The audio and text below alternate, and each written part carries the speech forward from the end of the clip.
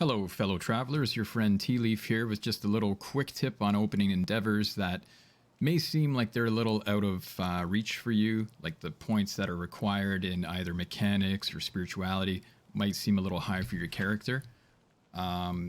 Usually, it's best to do with a group. If you have more people with you, then obviously you can open those endeavors that have the high points, like that have like 8 spirituality or something like that.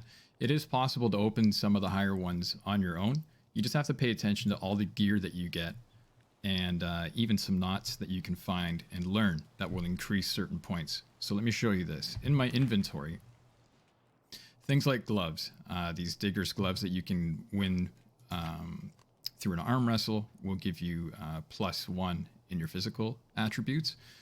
It's going to really burden you. They're heavy gloves, but it will give you a +1 to your physicality. So if you need that extra point, okay, right now I'm at 1.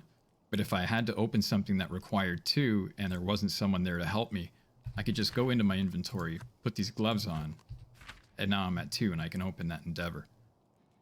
If it was 3, I could even do something like remove my sword, which my sword has a -1 physicality attribute to it. So if I remove that, now I'm at a +3 for physicality.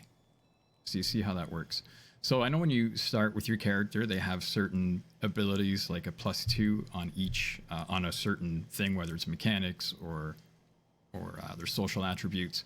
But just keep in mind that everything that you pick up, make sure you're checking the stats. You'll see something like smelly clay jar and just think that it's garbage, or that it's, just something to trade. But in this case, you can put this in your offhand instead of your cane, and it'll have 3 pocket slots. So you can add other things into it. So what I do with my traveler's knapsack is I have 3 pocket slots on this. I keep items in here that I can put in my offhand that'll increase things. So I have this industrial wrench, for example. That'll give me +1 to my mechanics. However, it will take away a point in spirituality. And then I have these wreaths here that do different things as well, +1 spirituality.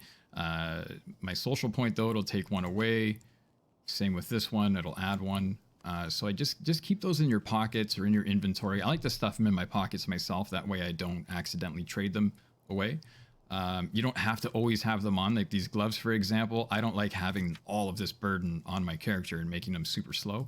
So I'll take those off and I'll only put them on when required. The sword I don't mind having. Again, it's all because of your stats, right? I mean, I have a lot of speed with this one.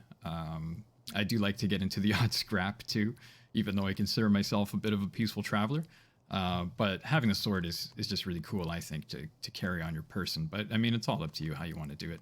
But just make sure you're checking all your items. It's not just clothing items, but clothing items definitely have stats. So +1 mechanics to my pupil's mantle. I think this one had, yeah, +1 for my physical attributes. So just make sure you're checking all your stats. Okay, and that goes for these as well: speed, ward, force, and burden.